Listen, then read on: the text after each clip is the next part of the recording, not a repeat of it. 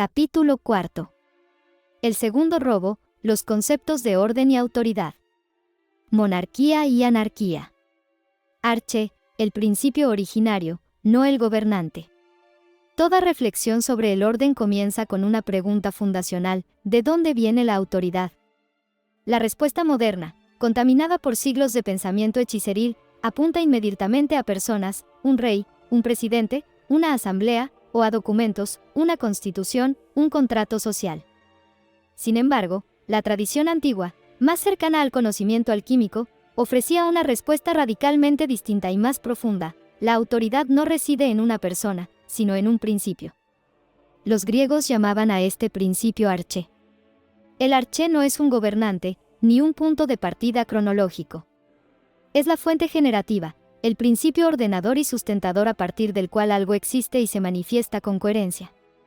Es la ley interna que hace que una semilla se convierta en roble y no en abeto, o es el principio matemático que genera una espiral logarítmica, o es la norma intrínseca que guía el desarrollo de un sistema hacia su plenitud. Cuando los primeros filósofos griegos se preguntaban por el arché del cosmos, el agua para Tales, el apeiron para Anaximandro, el fuego para Heráclito, no estaban buscando un soberano que gobernara la realidad, sino el principio interno que la hacía inteligible y ordenada. El orden no provenía de una imposición externa, sino de la fidelidad de cada cosa a su propio principio. Esta distinción es crucial, porque revela el punto exacto donde el orden artificial introduce su usurpación. El arché como fundamento del orden natural. En el cosmos, el arché es la ley natural misma, el conjunto de principios herméticos que gobiernan la realidad.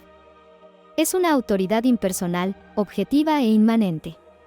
No gobierna desde fuera como un déspota, sino desde dentro como una lógica de coherencia. El orden del universo no es impuesto por un policía cósmico, emerge y se sostiene porque cada parte se conforma a este arché. El arché como fundamento del orden humano. Trasladado al ámbito humano, el arché legítimo no puede ser la voluntad arbitraria de un hombre o de una multitud. Solo puede ser la misma ley natural, comprendida y encarnada. La autoridad verdadera no es el poder sobre otros, sino la capacidad de actuar desde y conforme a este principio originario. Quien vive en alineación con el arché, la ley natural, no necesita mandar, porque su propia existencia se vuelve un testimonio del orden. Su vida es autoridad, porque es coherente. El robo conceptual comienza aquí, con una reducción brutal y deliberada: confundir el arché, principio, con el arch, gobernante, magistrado. El hechicero, que desea ocupar el lugar de la autoridad, promueve esta confusión. Hace creer que el principio ordenador, arché, es inseparable de una persona que lo administra y ejecuta por la fuerza, arch. Así, la pregunta, ¿cuál es el principio que debe ordenarnos?, se sustituye por ¿quién tiene el derecho a ordenarnos? Esta sustitución es el núcleo de toda la falsa política. Permite que un tirano, que gobierna por su voluntad particular, se presente como encarnación del principio de autoridad. Permite que un sistema legal arbitrario se llame a sí mismo el orden. Vacía la autoridad de su contenido objetivo, el arché, y la llena con la mera potencia coercitiva. Comprender la distinción entre arché y archn es recuperar la brújula. Es ver que 1. Toda autoridad legítima deriva del arché, la ley natural. Si una orden humana contradice este principio, no es autoridad, sino usurpación. 2. La figura del gobernante, archn, solo es legítima en la medida en que es un canal transparente del arché, un servidor cuyo único papel es facilitar que los demás comprendan y vivan conforme al principio. El momento en que el archn se separa del arché y gobierna por su propia voluntad, se convierte en hechicero y tirano. 3. La búsqueda del orden no es, por tanto, la búsqueda de un buen gobernante, sino la búsqueda del principio y el esfuerzo por alinear la vida con él. De principio a persona, el giro ilegítimo. El segundo robo comienza cuando arché deja de nombrar un principio impersonal y pasa a identificarse con una figura humana investida de poder. El principio se convierte en gobernante, el origen, en autoridad externa, la coherencia natural, en mando. Este desplazamiento no es semántico sino estructural. Allí donde antes el orden emergía de la correspondencia entre las partes y su principio, ahora el orden se presenta como algo que debe ser impuesto desde arriba. El criterio deja de ser la coherencia con el origen y pasa a ser la obediencia al que ocupa el lugar del origen. Así nace la confusión entre orden y dominación. Con este fundamento restaurado, podemos desentrañar los dos conceptos que han sido más grotescamente distorsionados, monarquía y anarquía. Veremos que, lejos de ser opuestos políticos, son, en su sentido verdadero, dos caras de una misma realidad, la realidad del ser humano que, habiendo encontrado el arché dentro de sí, monarquía interior, ya no necesita que ningún archen externo lo gobierne, anarquía exterior. La corrupción de estos términos ha sido el hechizo maestro para mantener a la humanidad esclavizada en la ilusión de que necesita amos. Monarquía interior, el gobierno de sí mismo bajo la ley natural. De la comprensión del arché como principio originario surge, de manera natural e inevitable, el único concepto legítimo de monarquía. Despojada de toda la parafernalia histórica de coronas, tronos y dinastías, la verdadera monarquía es un evento interior. Es la conquista del desorden interno y el establecimiento de un único principio rector dentro del individuo, la ley natural. La etimología reveladora, monos arché, un solo principio. La palabra monarquía proviene del griego monarquía, compuesta por monos, uno, único, solo, y arché, principio, origen, gobierno. Su significado original no es, por tanto, el gobierno de uno, sobre muchos, sino, el gobierno del uno, principio, o, en su aplicación personal, el gobierno por un único principio. El monarca auténtico no es quien somete a otros a su voluntad, sino quien ha logrado someter su propia psique, sus pasiones y su voluntad particular al imperio de un principio superior y unificador, el arché de la ley natural. La monarquía originaria es interior y ontológica. Un ser está bien ordenado cuando no está dividido contra sí mismo, cuando su voluntad, su pensamiento y su acción responden a un mismo principio. Esta es la monarquía interior, la unidad del ser bajo un solo arché. El robo consiste en proyectar esta estructura interior hacia el exterior y materializarla en la figura del soberano. Lo que era una condición de coherencia del individuo se convierte en un mecanismo de control colectivo. El rey ya no simboliza el principio, o pretende reemplazarlo. Cuando el gobernante ocupa el lugar del arché, la autoridad deja de ser una expresión del orden y se convierte en su sustituto. La monarquía interior no significa mandarse a sí mismo, en el sentido moderno de autoafirmación o autonomía narcisista. No es la exaltación del ego ni la soberanía del deseo. Es, por el contrario, la subordinación consciente de la voluntad propia a un principio que no ha sido inventado por el individuo, sino reconocido por él. El individuo no se erige en ley y se convierte en su ejecutor lúcido. Gobernarse a sí mismo implica, en este sentido, algo radicalmente distinto a obedecer normas internas arbitrarias o códigos morales subjetivos. Implica alinear emociones y sentimientos con pensamiento, palabra y acción con la estructura real de las consecuencias. El monarca interior no decide que es verdadero, justo o legítimo, y descubre que lo es y actúa en consecuencia. Unidad contra fragmentación. La monarquía interior es, ante todo, unidad.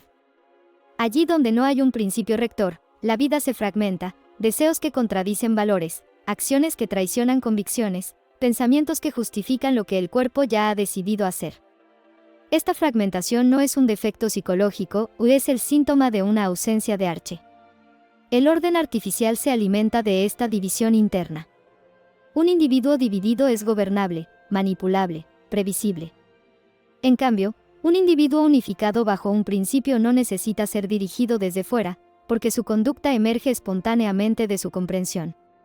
Allí donde hay monarquía interior, la coerción se vuelve redundante.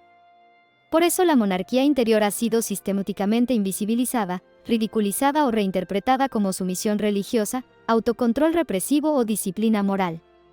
Ninguna de estas caricaturas capta su esencia. La monarquía interior no reprime, lo ordena. No sofoca la vida, la vuelve coherente. Ley natural como principio rector. Es crucial insistir en esto, la ley natural no es un conjunto de mandatos ni una normativa moral externa. No ordena, en el sentido jurídico, y describe en el sentido ontológico. Es el patrón según el cual las acciones producen consecuencias en las 5 dimensiones fundamentales. Gobernarse bajo la ley natural significa vivir de tal manera que esas consecuencias sean comprendidas y asumidas antes de actuar. El monarca interior no pregunta, ¿me está permitido?, ni, ¿me castigarán?. Pregunta, ¿esta acción inicia daño o no? Esa sola pregunta basta, porque condensa toda la arquitectura del orden. Cuando la voluntad se gobierna por este principio, no necesita vigilancia, castigo ni recompensa. La responsabilidad deja de ser una carga impuesta y se convierte en una función natural de la conciencia. El individuo no actúa bien para ser aprobado, actúa coherentemente porque comprende. La anatomía del monarca interior. El monarca interior es aquel que ha realizado en sí mismo la unidad y la coherencia. Su reino es su propia conciencia, y su autoridad se ejerce sobre los elementos caóticos de su ser. Soberanía del principio sobre el impulso. En él, la reacción automática, el miedo, la codicia, la ira, es depuesta. En su lugar, gobierna la respuesta consciente, filtrada por el discernimiento de lo que es coherente con la ley natural. Unificación de la voluntad. Su voluntad ya no está fragmentada, tironeada por deseos contradictorios. Se ha alineado y fundido con la voluntad superior, de modo que, querer y deber, según la ley natural, se convierten en lo mismo. No hay conflicto interno. El cuerpo como territorio, no como tiranía, gobierna su cuerpo y sus energías con sabiduría, no con represión. Lo entiende como el territorio donde se manifiesta el principio, y lo cuida y ordena en consecuencia. La conciencia como trono, desde el trono de una atención clara e imperturbable, observa el flujo de pensamientos y emociones sin identificarse con ellos. Desde ahí, ejerce su gobierno, elige qué pensamientos cultivar, qué emociones transmutar, qué acciones emprender. Monarquía interior y libertad real. Aquí se disuelve una de las grandes confusiones modernas, la idea de que la libertad consiste en hacer lo que uno quiere. La monarquía interior muestra lo contrario. La verdadera libertad consiste en querer lo que es coherente con el orden. No porque alguien lo imponga, sino porque la conciencia lo reconoce. El individuo que no se gobierna a sí mismo no es libre, aunque no tenga cadenas visibles. Está gobernado por impulsos, miedos, deseos inducidos, narrativas ajenas.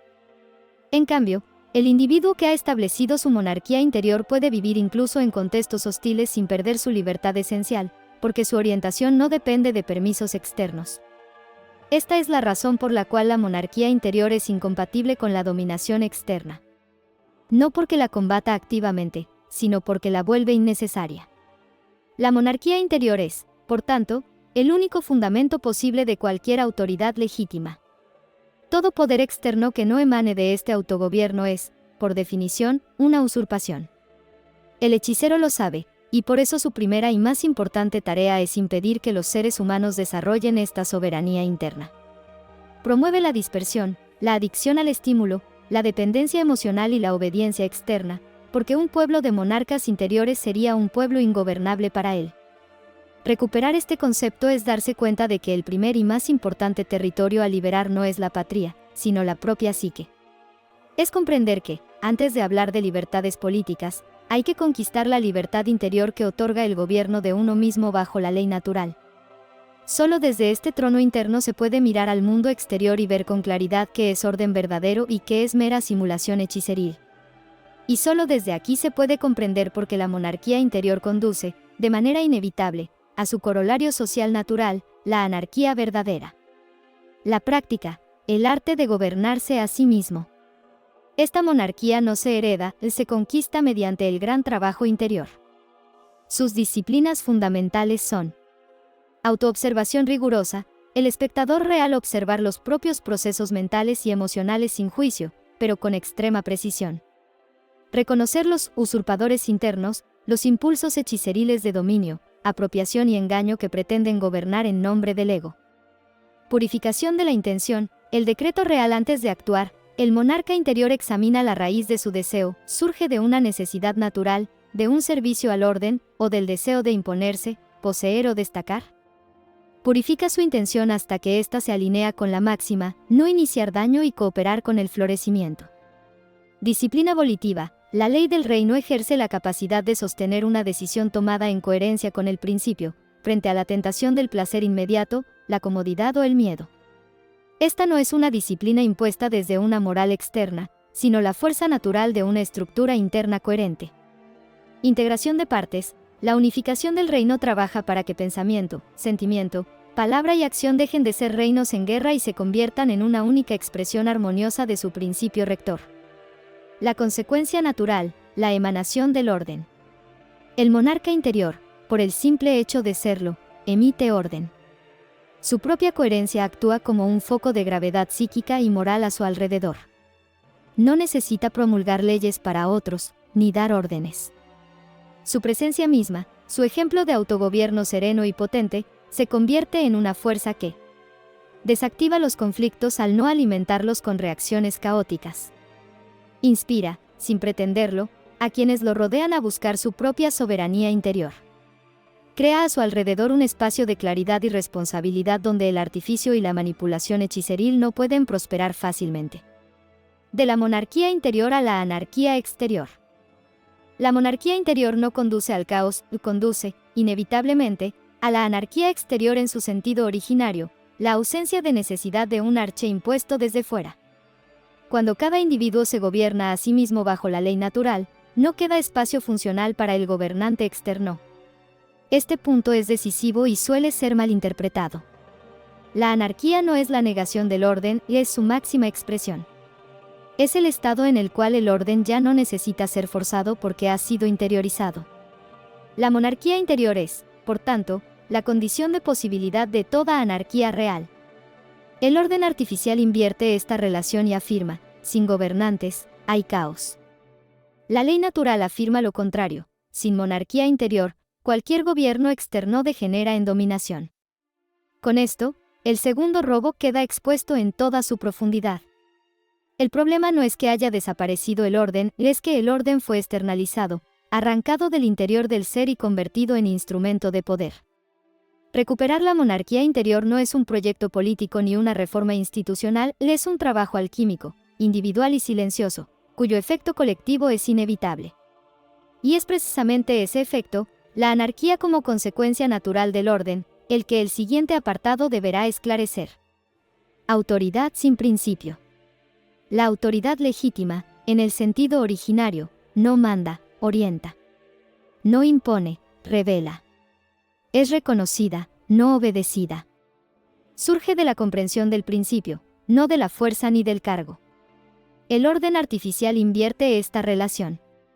La autoridad ya no deriva del principio, el principio es redefinido por la autoridad. La ley ya no expresa el orden, y el orden es lo que la ley declara.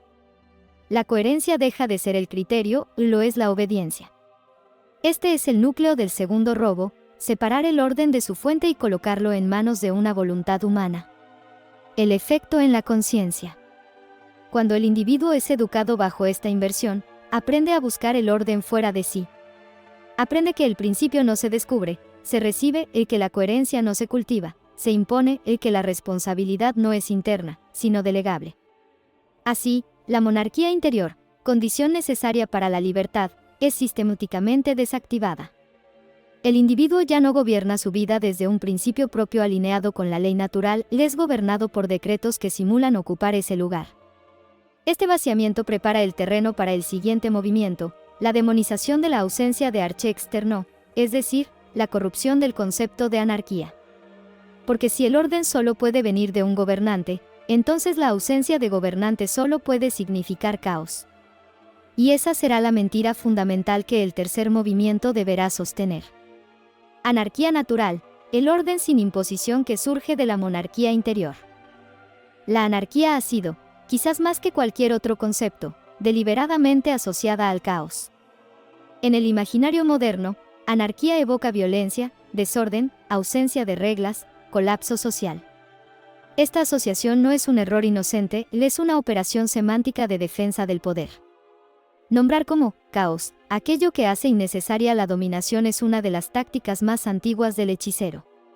La palabra anarquía proviene del griego anarquía, compuesta por el prefijo privativo an, sin, ausencia de, y arqué, principio, origen, gobierno. Su significado original no es ausencia de orden, sino ausencia de un principio de gobierno externo e impuesto. No describe el caos, sino la condición en la cual ningún arche, gobernante humano, se interpone entre el individuo y el arche, el principio de la ley natural. Es la situación en que cada ser, al estar gobernado desde dentro por el mismo principio universal, no requiere ni tolera ser gobernado desde fuera. El error fundamental: confundir orden con imposición. El orden artificial sostiene una premisa falsa pero funcional a su existencia, que el orden solo puede existir si es impuesto por una autoridad externa. De esta premisa se deriva toda la arquitectura del poder: leyes coercitivas, sanciones artificiales, vigilancia permanente, jerarquías obligatorias. Pero esta premisa es falsa porque confunde orden con control. El orden verdadero no es el resultado de la imposición, sino de la coherencia. Donde hay coherencia entre causa y efecto, entre acción y consecuencia, entre voluntad y realidad, el orden emerge por sí mismo. No necesita ser forzado. No necesita guardianes. No necesita castigo. La anarquía natural es precisamente ese estado de coherencia distribuida. No es una utopía futura ni un proyecto social a implementar, es una consecuencia automática de la monarquía interior practicada a escala suficiente. Cuando los individuos se gobiernan a sí mismos bajo la ley natural, la imposición externa pierde toda función operativa. El término anarquía natural o solo anarquía no designa una doctrina, un movimiento histórico ni un proyecto humano. No nombra una ideología ni propone un modelo de organización social a ser implementado. Se utiliza aquí como una formulación descriptiva, necesaria para nombrar un fenómeno que no puede ser expresado adecuadamente con el lenguaje político heredado. Anarquía, en su sentido originario, no significa caos ni desorden, sino ausencia de un arche externo, ausencia de un principio de gobierno impuesto desde fuera. Natural no califica una aspiración romántica ni una condición primitiva, sino aquello que emerge espontáneamente cuando la ley natural opera sin interferencia. La expresión no introduce un concepto nuevo, restituye la coherencia entre dos nociones que el orden artificial ha separado deliberadamente: orden y ausencia de dominación. Hablar de anarquía natural es, por tanto, una necesidad conceptual. Decir simplemente anarquía, en el contexto contemporáneo, activa asociaciones ideológicas que impiden la comprensión del fenómeno descrito. Decir orden natural, sin más, en cambio, oculta el hecho de que dicho orden no requiere autoridad externa para sostenerse. El término compuesto permite nombrar con precisión lo que ocurre cuando ambas cosas se dan simultáneamente: orden real sin imposición. La anarquía natural no es una causa ni un objetivo, o es una consecuencia. No se decreta, no se diseña, no se impone. Surge allí donde la monarquía interior ha sido restaurada en grado suficiente, y donde los individuos actúan sin iniciar daño porque perciben directamente las consecuencias de sus acciones. En ese estado, la figura del gobernante externo no es combatida ni derrocada, simplemente deja de ser necesaria. El uso de este término busca, por tanto, evitar dos errores simétricos: confundir la ausencia de dominación con el caos, y confundir el orden con la imposición. La anarquía natural nombra el espacio exacto donde esa confusión se disuelve, el orden que no manda, la autoridad que no gobierna, la coherencia que no necesita ser forzada. De la obediencia a la responsabilidad. En el orden artificial, la estabilidad se mantiene mediante obediencia. El individuo actúa correctamente no porque comprenda las consecuencias de sus actos, sino porque teme la sanción o espera una recompensa. Esta estructura produce conformidad, pero no responsabilidad. El individuo obedece, pero no comprende, y cumple, pero no integra. La anarquía natural invierte esta lógica. No hay obediencia a autoridades externas, porque la responsabilidad ha sido asumida internamente. El individuo actúa de manera coherente no por miedo ni por cálculo, sino porque percibe directamente las consecuencias de sus acciones. La conducta ordenada ya no es una obligación, es una expresión natural de la conciencia. Este punto es crucial: la anarquía natural no elimina la responsabilidad, la radicaliza. Donde no hay autoridad externa a la cual culpar, cada individuo es plenamente responsable de lo que hace. El orden artificial teme esta forma de responsabilidad porque no puede controlarla ni administrarla. El mito del caos sin Estado. Uno de los pilares narrativos del poder es el mito de que, sin Estado, los seres humanos se destruirían mutuamente. Este mito no se basa en la observación de comunidades gobernadas por monarquía interior, sino en la extrapolación del comportamiento de individuos ya deformados por el orden artificial. Un individuo que ha sido privado de responsabilidad, habituado a la obediencia y separado de las consecuencias naturales de sus actos, efectivamente puede comportarse de manera caótica cuando desaparece la coerción. Pero ese caos no es producto de la anarquía, es el residuo del sistema coercitivo. Es el síntoma de una población a la que se le ha robado la capacidad de autogobierno. La anarquía natural no presupone individuos inconscientes, presupone individuos que han desarrollado monarquía interior. Sin esa condición, no hay anarquía posible, solo vacío de control. Por eso la anarquía natural no puede ser decretada ni instaurada por ley, no se impone, emerge. El silogismo incontestable, de la soberanía interna al orden social espontáneo. La conexión lógica entre monarquía interior y anarquía natural es inexorable. 1. Premisa mayor. El único orden legítimo es el que surge de la alineación con la ley natural, arche. 2. Premisa menor. El individuo que ha realizado la monarquía interior ha internalizado y se gobierna a sí mismo por este arche. 3. Conclusión. Una comunidad compuesta por tales individuos no necesita ningún principio de gobierno externo, anarquía. El orden no necesita ser impuesto porque ya está presente en cada uno y se refleja en cada interacción. La anarquía es el orden social de los monarcas. Orden distribuido y cooperación espontánea. Cuando la monarquía interior está presente, el orden no desaparece y se distribuye. La coordinación entre individuos no requiere jerarquías rígidas ni mandatos centrales. Surge mediante acuerdos voluntarios, cooperación espontánea y reconocimiento mutuo de límites claros, no iniciar daño. Este tipo de orden es más flexible, más resiliente y más vivo que cualquier estructura impuesta. No depende de la permanencia de una autoridad ni de la eficacia de un aparato coercitivo. Depende de la claridad interior de los participantes. Por eso el poder lo considera peligroso, no puede capturarlo, regularlo ni centralizarlo. La anarquía natural no elimina la organización y elimina la organización forzada. Las formas de coordinación que surgen bajo este principio son funcionales, temporales y adaptativas. Existen mientras sirven a la vida y se disuelven cuando dejan de hacerlo. No se perpetúan por inercia ni por interés propio. La anarquía como consecuencia, no como bandera. Uno de los errores más comunes es convertir la anarquía en un proyecto ideológico o en una identidad política. Esto reproduce la lógica del orden artificial, intentar imponer desde fuera un Estado que solo puede surgir desde dentro. La anarquía natural no se proclama, se manifiesta. Allí donde hay suficiente monarquía interior, la anarquía aparece sin necesidad de discurso. Donde no la hay, ningún discurso puede producirla. Por eso este camino no convoca a revoluciones, ni a tomas de poder, ni a reformas institucionales. Convoca a un trabajo mucho más profundo y menos visible, la recuperación del principio rector en el interior del ser. La anarquía natural no es el objetivo, o es el efecto. El objetivo es el orden verdadero, y ese orden comienza en la conciencia individual. Todo intento de invertir esta secuencia, de buscar anarquía sin monarquía interior, conduce inevitablemente al caos que el poder utiliza como justificación para restaurar la dominación. Con esto se cierra el segundo robo en su totalidad. Primero se robó la ley, luego se robó el orden y la autoridad, y finalmente se robó el lenguaje mismo para impedir que estas distinciones pudieran siquiera ser pensadas. Recuperar el sentido de anarquía natural es recuperar la posibilidad de un orden sin dominación, una posibilidad que no depende de proyectos humanos, sino de la alineación con la ley natural. El terreno queda ahora preparado para avanzar hacia la siguiente fase, la usurpación de los derechos y la inversión del concepto de daño, donde esta arquitectura se vuelve operativa en la vida cotidiana. Características de la anarquía natural, la sociedad como ecosistema consciente. Este orden no es una utopía abstracta, sino un sistema dinámico con características observables.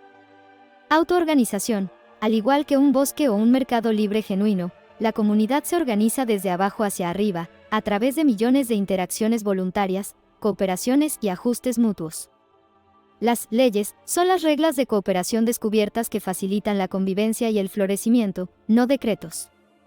Responsabilidad directa y consecuencia inmediata. Al no haber un monopolio institucional de la justicia, los conflictos se resuelven entre las partes, mediados por la comunidad o por árbitros elegidos. La consecuencia de un daño, la restitución, está directamente ligada al acto y a la víctima, no desviada hacia un sistema penal abstracto. Esto fomenta una cultura de extrema responsabilidad personal y reparación. Cooperación voluntaria como norma, la ayuda mutua, el intercambio y la asociación libre florecen, porque son la forma más eficiente y gratificante de satisfacer necesidades en un contexto de respeto por los derechos naturales.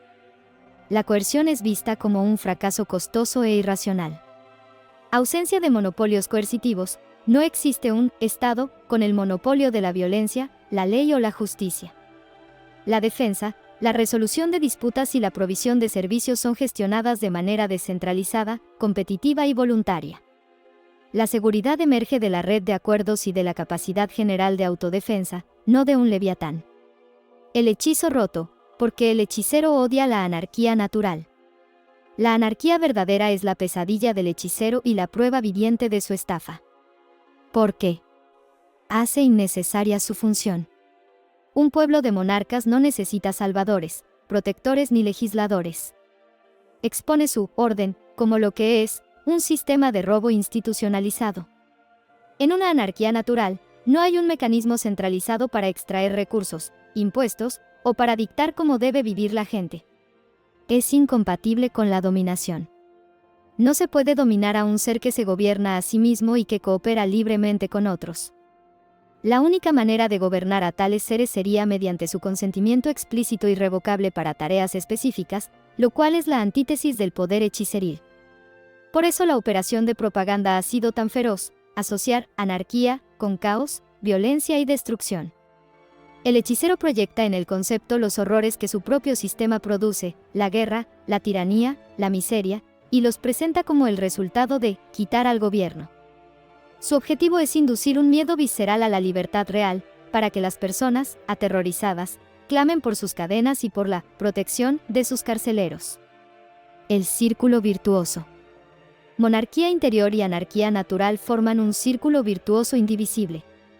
La monarquía interior, gobierno de uno mismo por el arché, es la condición sine qua non. La anarquía natural, ausencia de gobierno externo, es su consecuencia social lógica y necesaria. Este entorno social, a su vez, facilita y protege el desarrollo de más monarcas, al eliminar las coerciones y manipulaciones que lo obstaculizan. Recuperar estos conceptos es realizar que la verdadera lucha política no es entre izquierda y derecha, sino entre el artificio de la dominación externa, siempre disfrazada de orden, y el orden natural de la soberanía individual en cooperación voluntaria.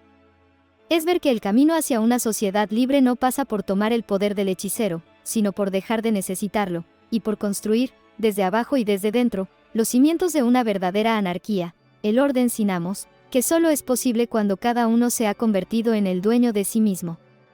La deformación estratégica, de la soberanía personal a la tiranía externa y del orden sin coerción al caos. Toda usurpación profunda requiere una inversión narrativa. El segundo robo no se limita a desplazar el arché desde el interior del individuo hacia una autoridad externa y necesita además invertir el significado de las consecuencias para que esa sustitución parezca necesaria. Así, la soberanía personal es presentada como amenaza, la autonomía como peligro, y el orden que emerge sin coerción como caos latente. La tiranía externa, en cambio, es presentada como salvaguarda, como remedio inevitable frente a una naturaleza humana supuestamente incapaz de gobernarse a sí misma.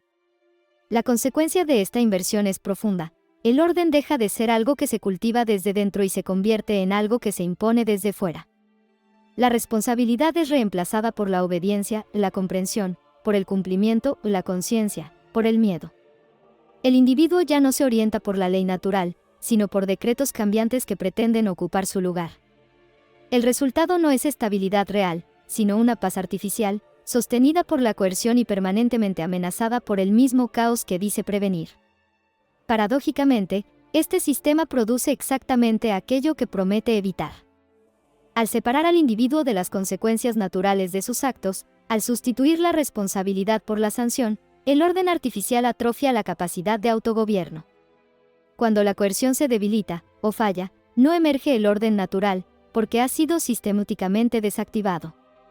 Lo que aparece entonces es un caos residual, no el caos de la anarquía natural, sino el caos de una población infantilizada por la dominación. Este caos inducido es luego utilizado como prueba retroactiva de la necesidad del poder. ¿Veis lo que ocurre sin autoridad, dice el hechicero, ocultando que ese desorden es el resultado directo de haber negado, durante generaciones, la soberanía personal y la monarquía interior. Así se cierra el círculo de la deformación. El daño producido por la imposición es presentado como evidencia de que la imposición es necesaria. La tiranía externa no se sostiene solo por la fuerza, se sostiene por esta inversión conceptual.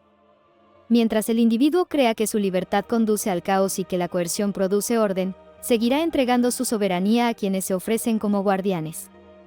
Recuperar la claridad implica deshacer esta deformación, comprender que el caos no nace de la ausencia de gobierno externo, sino de la ausencia de gobierno interior, y que el orden verdadero no necesita ser impuesto porque emerge naturalmente allí donde la conciencia gobierna a la voluntad. Con esta inversión revelada, queda expuesto el núcleo operativo del segundo robo. No solo se arrebató el arché al individuo, sino que se lo convenció de que había sido salvado al perderlo. Esta deformación estratégica se realizó en dos movimientos sincronizados y complementarios. Primer movimiento, la externalización y perversión de la monarquía. El objetivo era desviar la mirada del arché interior hacia un arché exterior. El individuo que se gobierna a sí mismo bajo la ley natural es descrito como imprevisible, egoísta o potencialmente violento. Su libertad es retratada como licencia, su responsabilidad, como arrogancia. Se le niega la capacidad de percibir consecuencias y se le atribuye una naturaleza que solo puede ser contenida mediante vigilancia y sanción. De este modo, la monarquía interior deja de ser vista como condición de orden y pasa a ser tratada como una anomalía peligrosa. Robo de la etimología, se mantuvo la palabra monarquía, pero se cambió radicalmente su referente. De monarquía, un solo principio, pasó a significar el gobierno de un solo hombre. El uno dejó de ser el principio unificador para convertirse en la persona única que concentra el poder. La soberanía ya no era una cualidad interior de alineación, sino una posición externa de dominio. Confusión entre el sabio y el tirano, las figuras históricas o míticas de reyes sabios, cuya autoridad derivaba de su sabiduría y ejemplaridad, como los tres soberanos chinos o el modelo del filósofo rey, fueron utilizadas como corteza legitimadora para justificar dinastías de tiranos brutales. Se promovió la idea de que la autoridad es un privilegio de sangre o de conquista, no un estado de conciencia. Inversión de la relación de servicio. El monarca legítimo sirve al principio, arqué, y, al hacerlo, sirve al florecimiento de su pueblo. El monarca falso, el tirano hechicero, invierte la relación, hace que el principio, ahora deformado en ley divina del derecho real o razón de Estado, y el pueblo sirvan a su voluntad y a la perpetuación de su poder. El resultado fue que, monarquía, dejó de evocar la imagen de un ser humano íntegro y autocontrolado, para evocarla de un déspota coronado, rodeado de lujo y ejércitos, que dicta decretos. La posibilidad de la soberanía personal fue borrada del imaginario colectivo. Segundo movimiento, la satanización de la anarquía. Si el primer movimiento ofrecía un falso concepto de orden, el segundo perseguía eliminar cualquier alternativa creíble a ese falso orden. El caos ya no es la ruptura de la coherencia entre acción y consecuencia, sino la ausencia de mando externo. No importa que los individuos actúen sin iniciar daño, o si no hay una autoridad que ordene, se afirma que el caos es inminente. Esta redefinición es decisiva, porque permite justificar cualquier grado de imposición como mal menor. Allí donde se teme el caos, la tiranía puede presentarse como orden. Asociación con el caos y la violencia. La palabra anarquía fue sistemáticamente asociada, mediante la propaganda y la represión de ejemplos históricos alternativos, a imágenes de desorden sangriento, saqueos, hambre y ley del más fuerte. Se confundió deliberadamente la ausencia de Estado con la ausencia de sociedad, moral o cooperación. Toda revuelta popular, todo periodo de transición o toda violencia generada por el Estado fue atribuida a la anarquía. Ocultamiento de su condición natural. Se suprimió la enseñanza de que la anarquía es el corolario natural de la madurez ética individual. En su lugar, se presentó como una ideología extremista y destructiva para adolescentes iracundos o criminales, nunca como el estado social posible de una comunidad de adultos responsables. Creación de un falso dilema, falsa dicotomía. Esta es la pieza maestra. El hechicero presentó la realidad como si solo hubiera dos opciones posibles. Orden, monarquía / tiranía externa, seguridad, paz, progreso, pero a cambio de obediencia y libertad cedida. Caos, Anarquía de formada libertad absoluta, que inevitablemente degenera en violencia, pobreza y barbarie. Al crear este falso dilema, toda crítica legítima a la tiranía podía ser desacreditada como un deseo infantil y peligroso de caos. Toda aspiración a la libertad personal y social podía ser tachada de anárquica, en el sentido peyorativo, y por tanto, irresponsable. El ciclo de dependencia perfecto, la trampa creada. La doble deformación genera un sistema autorreforzante, una trampa lógica y psicológica. Paso 1. Se impide el desarrollo de la monarquía interior mediante una educación que fomenta la obediencia externa, el pensamiento dependiente y la búsqueda de gratificación inmediata. Paso 2. Como consecuencia, surge una población con bajo autocontrol, miedosa y propensa al conflicto, que valida la profecía del hechicero sobre la necesidad de un gobierno fuerte. Paso 3. El hechicero ofrece su monarquía externa, el estado coercitivo, como la única solución a los problemas que él mismo ha ayudado a crear o exacerbar: inseguridad, conflictos sociales, incertidumbre. Paso 4. Este gobierno externo, al basarse en la coerción y la sustitución de consecuencias, impide aún más el desarrollo de la monarquía interior, pues infantiliza a los ciudadanos, les roba la responsabilidad y les enseña a responder a estímulos artificiales, leyes, multas, premios, en lugar de a la realidad. Paso 5. Vuelta al paso 2. El ciclo se perpetúa. Así, la deformación estratégica no es solo una mentira histórica, es una máquina de generar y mantener dependencia. Cierra el círculo. La falta de orden interior justifica la imposición de un orden exterior que, a su vez, hace imposible el desarrollo del orden interior. La solución, la tiranía, se alimenta del problema, la inmadurez volitiva, que ella misma produce. Romper el hechizo. Desenmascarar esta deformación es romper el hechizo más poderoso del hechicero, el hechizo que nos hace temer nuestra propia libertad y amar nuestras cadenas. Es reconocer que el verdadero orden, anarquía natural, no es el caos, sino su antídoto, y que la verdadera autoridad, monarquía interior, no es tiranía, sino su negación. Recuperar estos conceptos es más que un ejercicio filológico, o es un acto de recuperación psíquica. Es darse cuenta de que la batalla política decisiva no se libra en las urnas o en las barricadas, sino en la capacidad de cada individuo de gobernarse a sí mismo bajo la ley natural. Es entender que el camino hacia una sociedad libre no pasa por reformar la tiranía, sino por volvernos, lenta y dolorosamente, ingobernables para ella. La única rebelión que cuenta es la que ocurre primero en el interior del alma.